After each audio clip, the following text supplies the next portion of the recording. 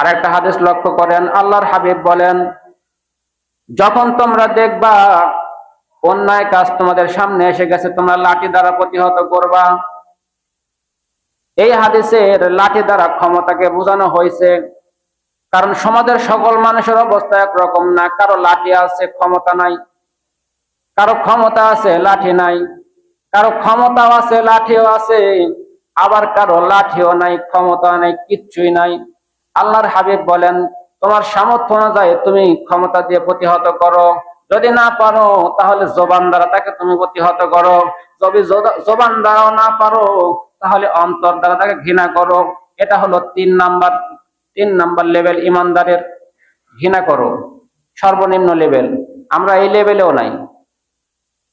আমরা কোন লেভেলে নাই? ঘৃণা করা লাগবে, খারাপ মানুষকে ঘৃণা করা লাগবে, এই লেভেলেও আমরা নাই।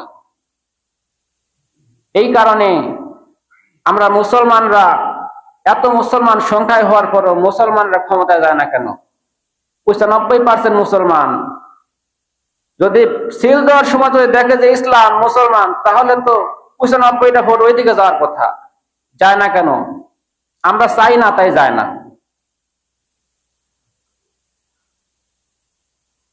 আরো সামনে 56 বছর, গত 56 বছর করে সামনে আরো 56 বছর যদি ইসলাম ছাড়ার চেষ্টা করেন, এ দেশ থেকে অপরাধ কমাইতে পারবেন না। কত আইন তৈরি করতেছে, কত কিছু করতেছে, কত নেশাখোরের ধরে ধরে মারলো। কোন নেশা কমছে? এখনো মনকে মন গাঁজা নিয়ে ধরা খেতেছে। কমছে নেশা? কমে নাই। যদি ন্যায় বিচার থাকে দেশের ভিতরে, যদি আল্লাহ ভীরু নেতা থাকে দেশের ভিতরে, ওই দেশের মানুষ শান্তি পাবে। ইসলামী আদালত যদি থাকে, মানুষ শান্তি পাবে। অটোমেটিক আপনারা সবাই শান্তিতে বসবাস করতে পারবেন। ছোট্ট একটা ঘটনা বলে শেষ করে দেব। একজন ইসলামী শাসক, সে হরিণ শিকার জন্য যখন তীর মারলো, তীরটা গিয়ে এক বিধবার সন্তানকে লাগলো, মারা গেল। বিধবা মহিলা, স্বামীও নাই, সন্তানও মারা গেল।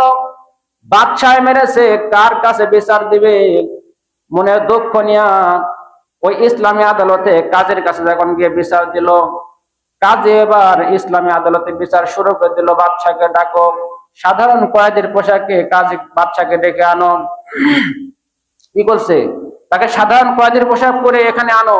সে বাদশা হয়েছে তো কি হয়েছে? আর আমাদের দেশে কি এমনটা হয়? অপরাধী জেল পর্যন্ত পৌঁছে না, রাস্তার থেকেই মুক্তি হয়ে যায়। আবার যদি কোন রকম কোর্ট পর্যন্ত যায়, ওইখান থেকে জেলে যায় না, ওইখান থেকে মুক্তি হয়ে যায়। মার্ডার কেসের আসামি গায়ে